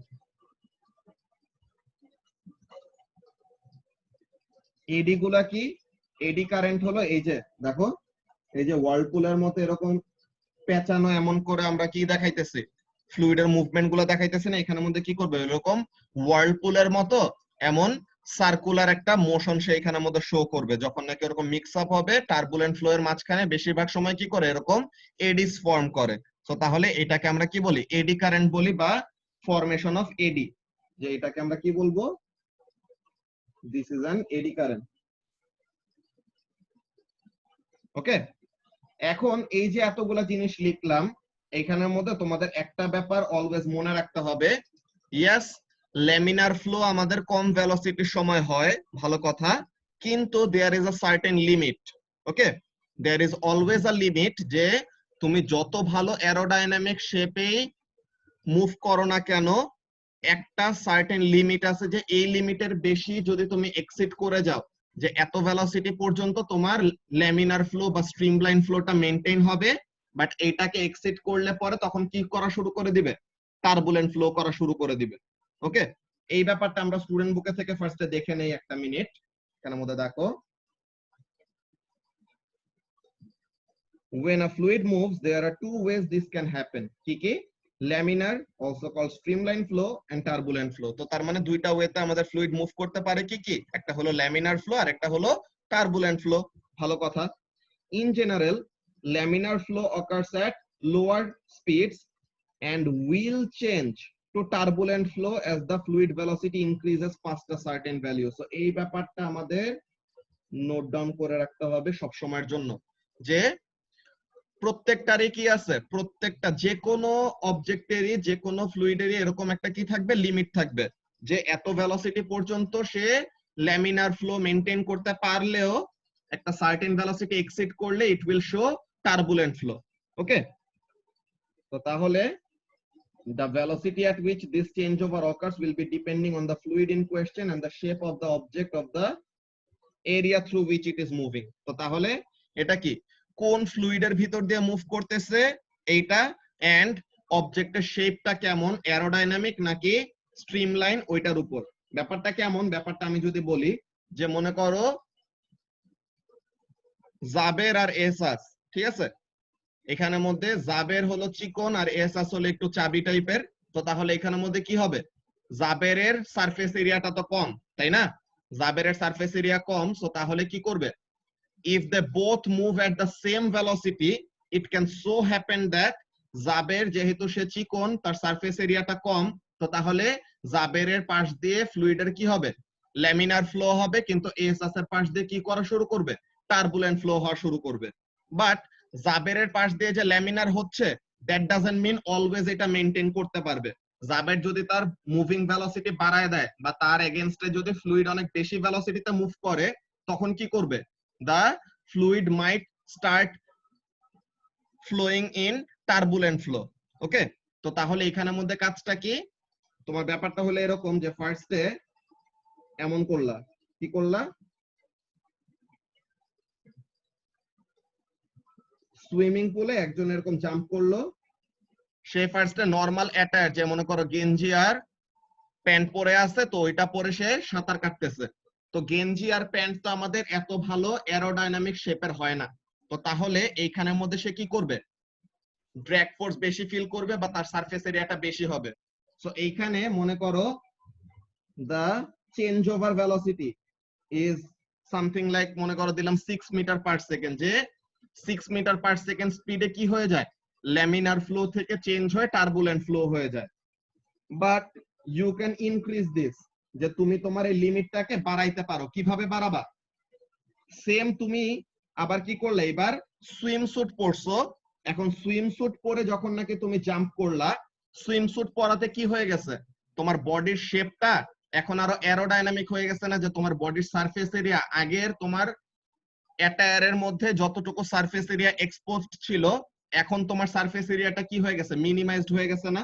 Now you have increased the limit, sorry, now you have increased the limit to up to say 8 metre per second. মানে একটু আগে তুমি যে গেঞ্জি আর প্যান্ট পরে যখন নাকি কি করছিলা, জাম্প করছিলা, তখন তুমি 6.1 মিটার পার সেকেন্ড স্পিডে মুভ করতে সময় কি করা শুরু করবে, তোমার এগেইনস্টে টার্বুলেন্ট ফ্লো হওয়া শুরু করবে। কিন্তু এখন যখন নাকি তুমি সুইম স্যুট পরলা, now this will allow you to move at even higher velocity, যে 7 মিটার পার সেকেন্ডেও যদি মুভ করো, 7.9 মিটার পার সেকেন্ডেও যদি মুভ করো, এখনো তোমার অ্যারাউন্ডে কি হবে, এখনো তোমার অ্যারাউন্ডে ল্যামিনার ফ্লো হবে। তো ল্যামিনার ফ্লো হইলে পরে তুমি কি করতে পারবা, ফ্লুইডের ভিতর দিয়ে তত ইজিলি মুভ করতে পারবা। তো তাহলে এর জন্য কি করে সুইমাররা, এর জন্য তারা এরকম আরো স্ট্রিমলাইন শেপের এরকম স্যুট গুলা ইউজ করে, তাহলে যেন they can enhance their speed, যে they can enhance the maximum speed at which they can move but not causing any turbulence. ব্যাপারটা কি বুঝতে পারলা কি বললাম? অ্যাথলেটিক্স এর জন্য এই ব্যাপারগুলি আমাদের খুবই ইম্পর্টেন্ট। অ্যাথলেটিক্স প্লাস ওই যে হাই স্পিড কার রেসিং, দেন যেসব গাড়িগুলি বানায়, গাড়িতে আমাদের ফিউয়েল বেশি কনজিউম করবে নাকি কম কনজিউম করবে, ওই ব্যাপারগুলোর মধ্যে আমাদের ল্যামিনার এন্ড টার্বুলেন্ট ফ্লো এর কাহিনী আছে। তোমাদেরকে যে সুইমার নিয়ে যে এক্সাম্পলটা বললাম, এইটার কি কাহিনীটা বুঝতে পারছো, যে ল্যামিনার ফ্লো এর যে আমাদের একটা সার্টেন লিমিট আছে, যত ভালো তুমি স্ট্রিমলাইন শেপে পড়ো না কেন, ইভেন্চুয়ালি তুমি তোমার লিমিটটাকে বাড়াইতে পারবা, বাট লিমিটটা কখনো ইনফিনিটিতে চলে যাবে না। There will be a specific limit, যে এই লিমিটের বেশি ভেলোসিটিতে মুভ করলে what will happen around you, turbulent flow হওয়া শুরু করবে। ব্যাপারটা কি বুঝতে পারলে কি বললাম জাবের? জি ভাই। ওকে, তো তাহলে এই জিনিসটা বুঝতে পারলে দ্যাটস ভেরি গুড। কারো কি কোনো কনফিউশন আছে? কনফিউশন থাকলে কিন্তু এখন বলতে হবে।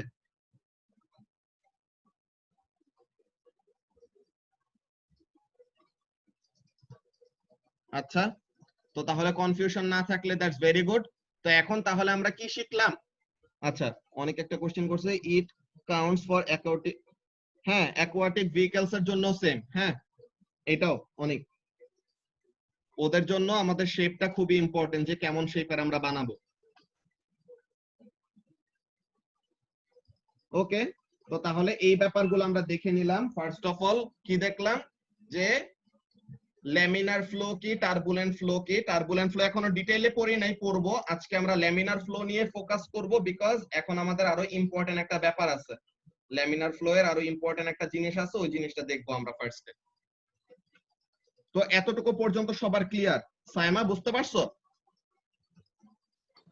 হ্যাঁ বুঝছি ভাইয়া। অলরাইট, তো তাহলে এটা যদি বুঝতে পারো দ্যাটস ভেরি গুড। তো এখন আমরা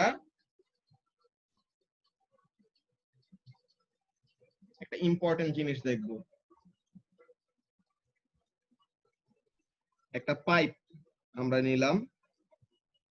এখন এই পাইপের আউটার সারফেস গুলা কি দিয়ে বানানো? সলিড দিয়ে বানানো না? পাইপ তো আমাদের প্লাস্টিক দিয়ে বানানো থাকে। তো তাহলে কি পাইপের দুই পাশে যে উপরে আর নিচে কি থাকবে? পাইপের উপরে আর নিচে দেয়ার উইল বি সলিড। নাও আমাদের একটা ট্যাপ ছেড়ে দিছি, আর একটা ওয়াটার সোর্স দিয়ে কি করতেছে? পাইপের ভিতর দিয়ে পানি ফ্লো করতেছে। দ্যাটস ভেরি গুড, পানি ফ্লো করতেছে, ভালো কথা। এখন এইটার অ্যান্সার গুলা আমাকে একটু জাবের বলবা, ওকে? এখন তোমার ওয়াটার গুলি এরকম লেয়ার মেনটেন করে কি করবে? মুভ করবে, তাই না? ওয়াটার গুলি তোমার এরকম লেয়ার মেনটেন করে মুভ করবে, কিন্তু এইখানে আমি যেরকম লেয়ারটা দেখাইছি বা এইখানে যেরকম অ্যারো গুলা দেখাইছি, এখানে কিন্তু পুরা ফুল পিকচারটা আমি শো করি নাই। What actually happens over here, দেখো আমি নিচের সারফেস থেকে দেখা শুরু করি, ওকে? নিচের সারফেস থেকে যদি দেখা শুরু করি, যে এখানের মধ্যে কি হবে? লোয়ার সারফেসে এটা কি যাবে? দিস ইজ আ সলিড, তাই তো? আর এটা হলো আমার 1 নাম্বার লিকুইড লেয়ার, এটা হলো 2 নাম্বার লিকুইড লেয়ার, এটা হলো 3 number liquid layer, 4 number liquid layer, 5 number liquid layer. আচ্ছা, তো এখন 1 নাম্বার লিকুইড লেয়ারটা কার সাথে কন্টাক্টে আছে? নিচে সলিডের সাথে নাকি লিকুইডের সাথে? সলিডের সাথে। সলিডের সাথে, দ্যাটস ভেরি গুড। তো তাহলে একটা জিনিস বলো তো, যে আমাদের সলিড আর সলিডের এখানের মধ্যে ফ্রিকশনের ব্যাপারটা আমরা লিখে রাখি। Sorry,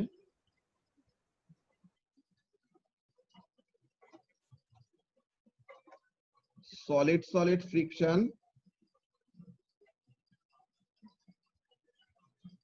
is greater than solid liquid friction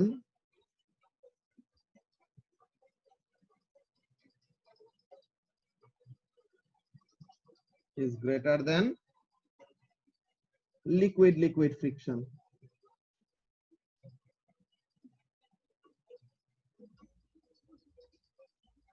এই ব্যাপারটা খেয়াল করো, কাজটা কি, যে যখন নাকি তুমি দুইটা সলিড একজন আরেকজনের এগেইনস্টে রাব করবা বা তাদের মধ্যে যখন নাকি ফ্রিকশন কাজ করবে, হ্যাঁ, তখন কি হবে ব্যাপারটা দেখো।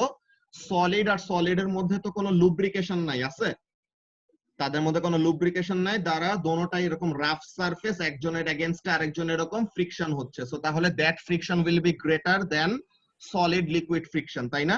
যে একটা সলিড সারফেসের সাথে লিকুইড সারফেসের যখন নাকি ফ্রিকশন হবে, ওখানের মধ্যে কি the liquid surface will act as a lubricating agent, যে লিকুইডটা তো মোর রানি বা মোর ফ্লোয়ি বা মোর মোবাইল দেন দা সলিড, তাই না? তো তাহলে আমাদের সলিড আর সলিডের মধ্যে ফ্রিকশন কি হবে? সলিড আর লিকুইডের ফ্রিকশনের থেকে বেশি হবে। ইন দা সেম ওয়ে লিকুইডটা তো তাও সলিডের সাথে কন্ট্যাক্টে থাকলে যতটুকু ফ্রিকশন পাবে, লিকুইডটা যদি আরেকটা লিকুইডের সাথে কন্ট্যাক্টে আসে বা আরেকটা লিকুইডের সাথে যদি এরকম ফ্রিকশন হয়, তাদের মধ্যে ফ্রিকশনটা কি আরো কম হবে না? ব্যাপারটা কি বুঝতে পারতেছো কি বলতেছি?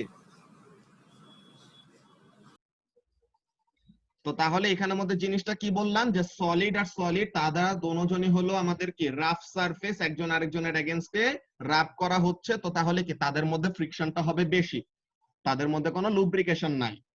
দেন সলিড এন্ড লিকুইডের মধ্যে যখন নাকি কন্টাক্ট নিয়ে আমরা চিন্তা করব, তখন কি হবে? সলিড আর লিকুইডের মধ্যে ফ্রিকশনটা সলিড সলিডের থেকে বেশি, কি বলে, সলিড সলিডের থেকে কম, কিন্তু লিকুইড আর লিকুইডের থেকে বেশি। আর দুইটা লিকুইডের মধ্যে ফ্রিকশন ফোর্সটা কি হবে? আরো কম হবে। কিন্তু লিকুইড আর লিকুইডের মধ্যে ফ্রিকশনটা ডিপেন্ড করবে লিকুইড দুইটা যে কন্ট্যাক্টে আছে ভেলোসিটি বেশি নাকি কম, ওইটা একটা ইম্পর্টেন্ট একটা ফ্যাক্টর, ওই জিনিসটাতে আমরা আসবো একটু পরে।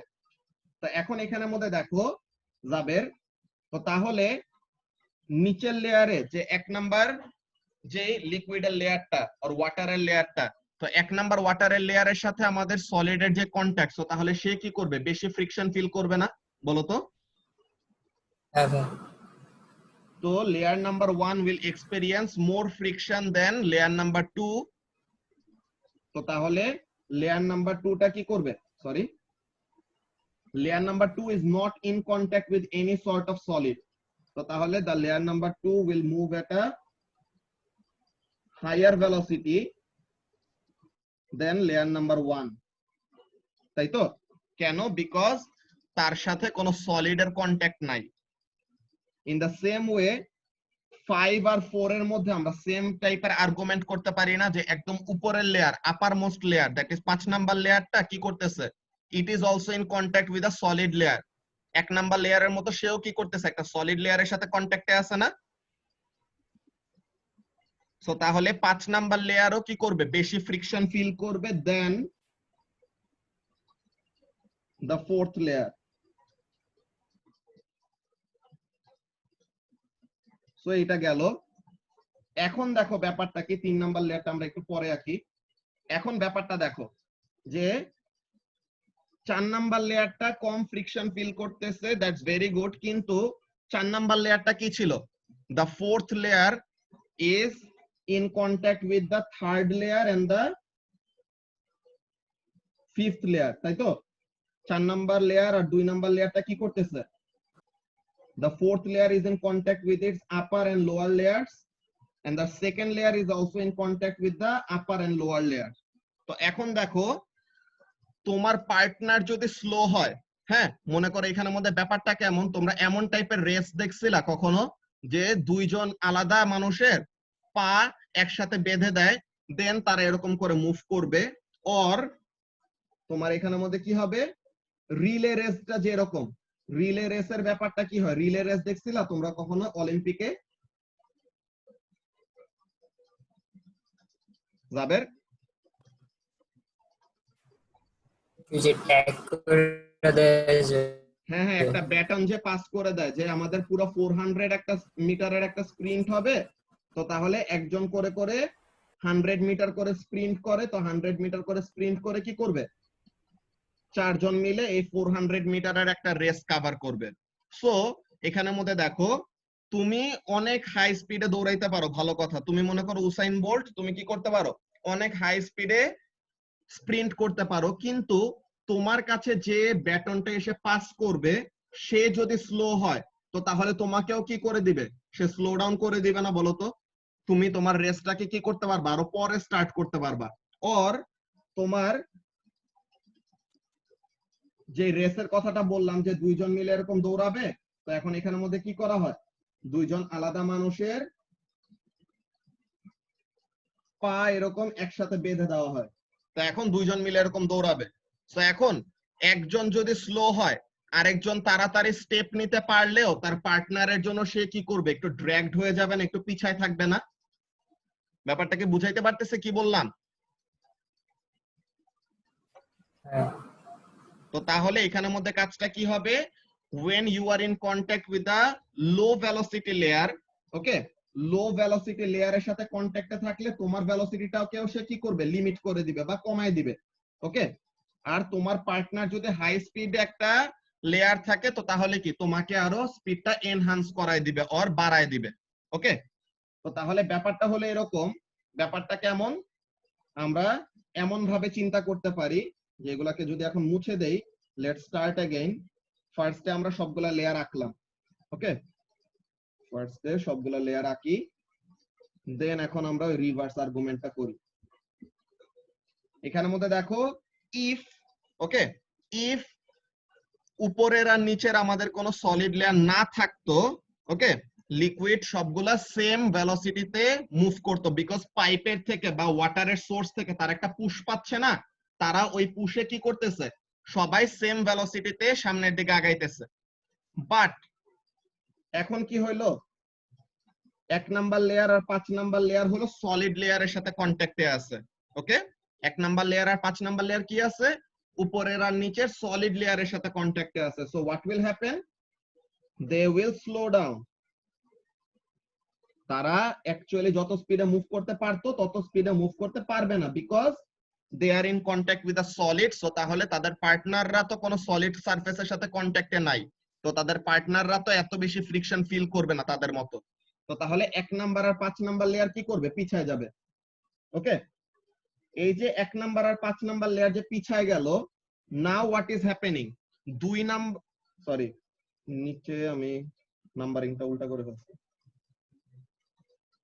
এখন খেয়াল করো ব্যাপারটা কি, 2 নাম্বার লেয়ার আর 4 নাম্বার লেয়ার তারা কি করতেছে, they are now in contact with low velocity layer. যে 2 নাম্বার লেয়ারটা 1 নাম্বার লেয়ারের সাথে কন্ট্যাক্টে আছে, সো তাহলে তাকে কি করবে, তাকে একটু ড্র্যাগ ডাউন করবে না 1 নাম্বার লেয়ারটা 2 নাম্বার লেয়ারের সাথে যেহেতু কন্ট্যাক্টে আছে, সো তাহলে তাকে কি করবে, একটু স্লো ডাউন করে দিবে না জাবের?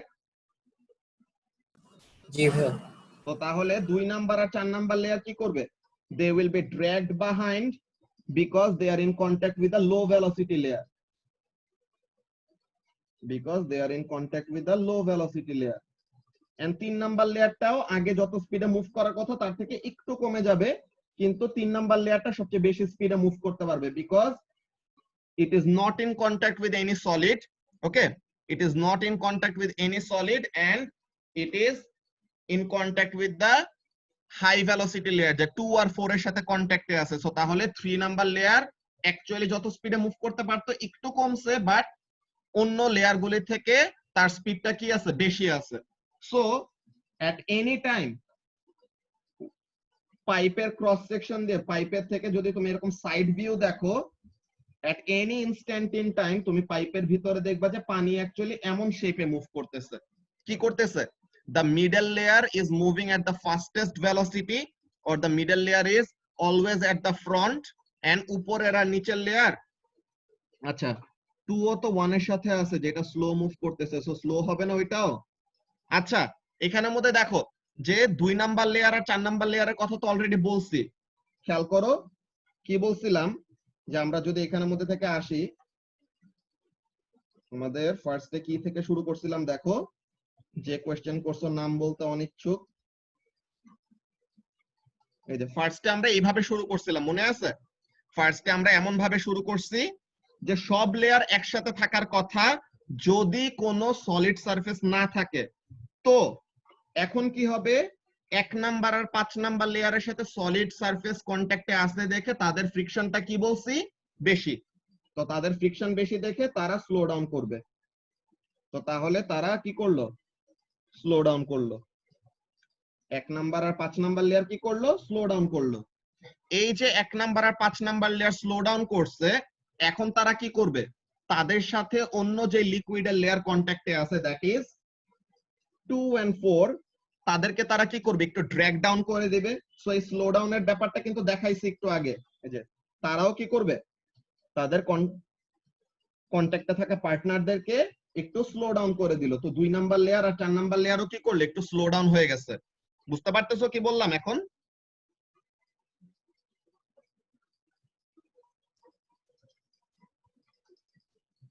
এরপরে এখন এই 3 নাম্বার লেয়ারটা একদম মিডল লেয়ারটা কি আছে, মিডল লেয়ারটা অ্যাকচুয়ালি যত স্পিডে মুভ করার কথা তার থেকে একটু কমবে, বাট স্টিল তার ভেলোসিটিটা অন্য সবার থেকে বেশি থাকবে, because it is farthest away from the solid surface.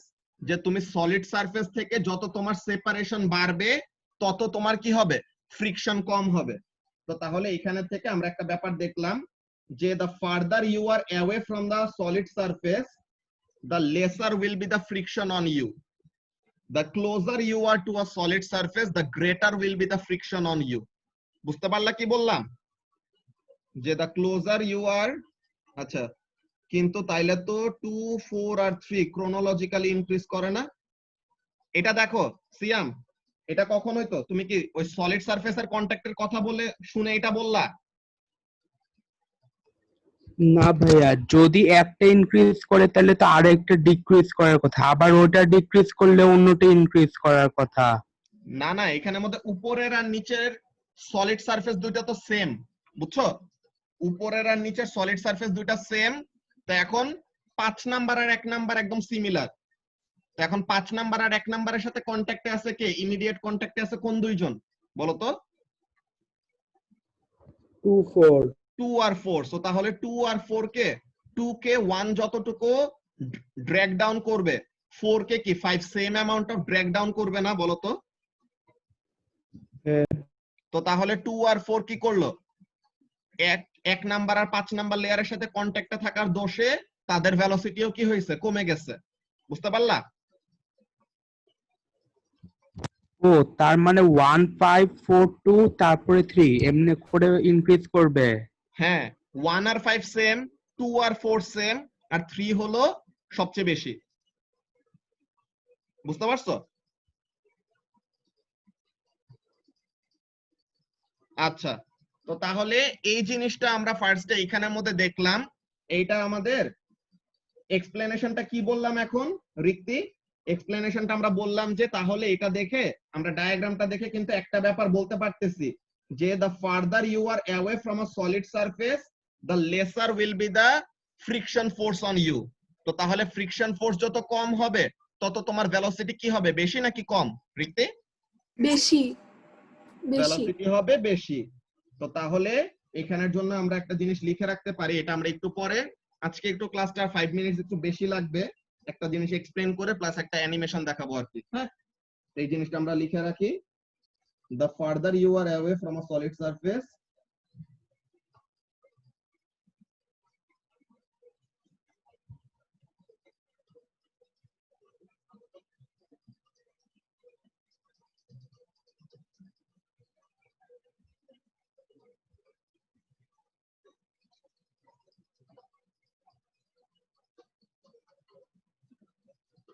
the lesser will be the friction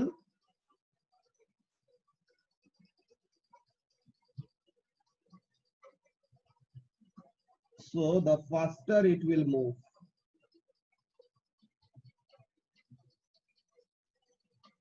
এইটা নিয়ে কি এখন কারো কোনো কনফিউশন আছে? যে জিনিসটা বললাম যে লিকুইড লেয়ারটা সলিড সারফেসের থেকে যত দূরে যাবে তত তার ফ্রিকশন কম, তো ফ্রিকশন যত কম হবে তত বেশি ভেলোসিটিতে সে মুভ করতে পারবে। ওকে, আচ্ছা এখানে মিটিং এর আর 1 মিনিটের কম আছে, তোমরা নেক্সট মিটিংটা জয়েন করো একটু তাড়াতাড়ি। ওকে, আর একটু 5 মিনিটসের মতো লাগবে।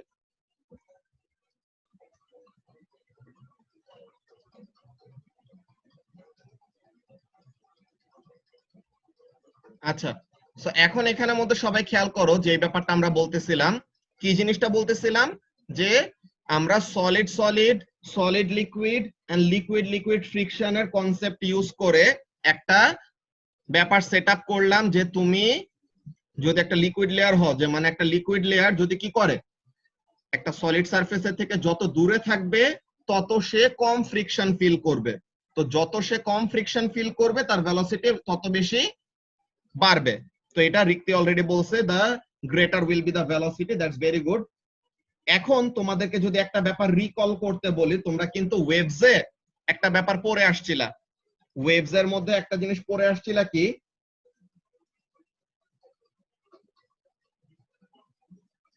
ডিপ ওয়াটার আর শ্যালো ওয়াটার কোন জায়গায় তোমার ভেলোসিটি বেশি থাকে, ওয়েভের কোন জায়গায় ভেলোসিটি কম থাকে, এই জিনিসটা তোমরা কিন্তু পড়ে আসছিলা যে ডিপ ওয়াটার এন্ড শ্যালো ওয়াটারের মধ্যে।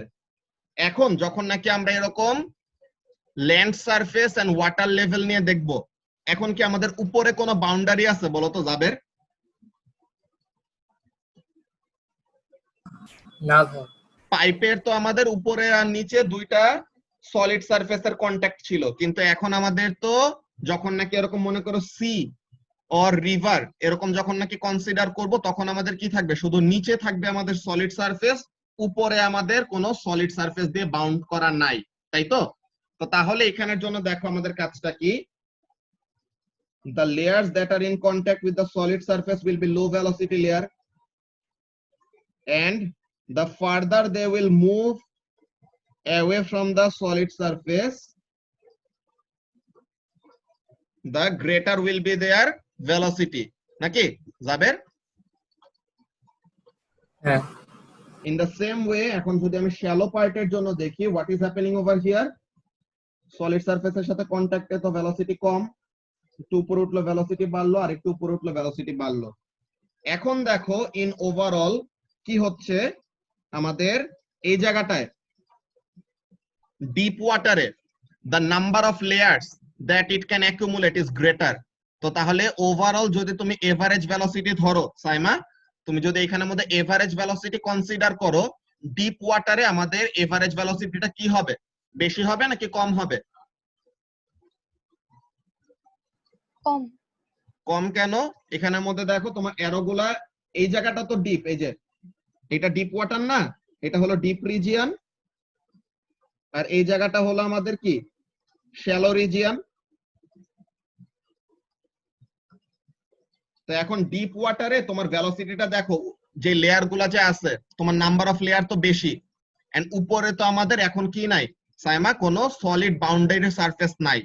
তো তাহলে ডিপ ওয়াটারে তোমার কি করতে পারতেছে, the liquid layers are being able to exist farther away from the solid surface, তাই না? তো তাহলে তাদের মধ্যে ভেলোসিটিটা কি হবে, বেশি হবে না? হ্যাঁ। তো তাহলে এখানের মধ্যে ভেলোসিটিটা হবে বেশি। তো এখানের মধ্যে একটু আগে উল্টা বলছিলাম না? তো তাহলে কই শ্যালো ওয়াটারে বেশি হবে না ভেলোসিটি? তুমি নিজেই দেখো কি বললাম মাত্র, আর এখানের ও মধ্যে না ও না না, বুঝছি বুঝছি বুঝছি। শ্যালো ওয়াটার মানে তো যেখানে পানি কম, তাই না, ডেপথ কম। তো তাহলে ডেপথ যদি কম হয় তো তার মানে হ্যাঁ even the uppermost layer is very close to the solid surface, তাই তো? হ্যাঁ ভাইয়া, বুঝছি বুঝছি। Shallow water even the uppermost layer is closer to the solid surface, so the closer it is to a solid surface the lesser will be the velocity। রিক্তি বুঝতে পারতেছো কি বললাম? জি ভাইয়া। তো তাহলে deep ওয়াটারে the layers will be farther away from the solid surface। Pressure তো এখানের মধ্যে লিকুইডের উপর এমনি করে এক্সার্ট করে না, এটা হলো আমাদের ওয়েভ ভেলোসিটি বা টাইডের ভেলোসিটি, এটা নিয়ে আমরা দেখতেছি। তোমার তো ভিতরে কোনো সলিড অবজেক্ট নিয়ে আসলে পরে তখন লিকুইড যায় ওই অবজেক্টের উপর প্রেসার এক্সার্ট করবে, ঠিক আছে? তো এখন যে জিনিসটা বলতেছিলাম কি ব্যাপার, যে ডিপ ওয়াটারে there will be a greater number of liquid layer. তো তাহলে এখানের জন্য কি হবে, the layers will be farther away from the solid surface। তো সলিড সারফেসের থেকে যত দূরে হবে নাবিল, সলিড সারফেসের থেকে যত দূরে হবে তত কি ভেলোসিটি বেশি নাকি কম?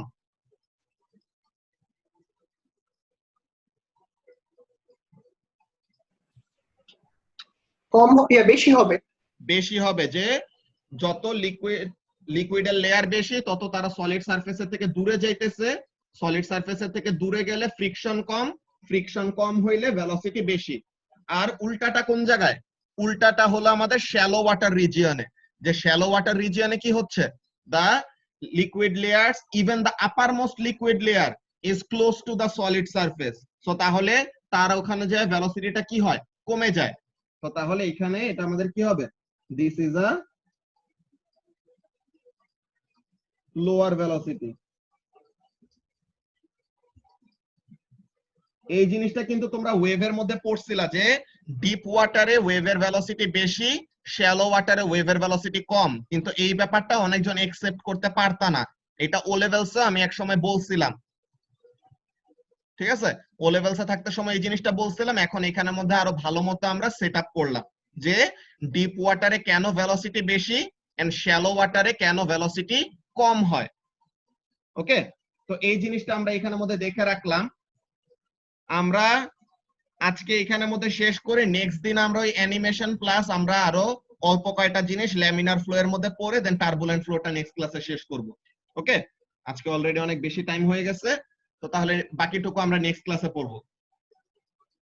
আজকে আমরা এখানে শেষ করি। আল্লাহ হাফেজ। আল্লাহ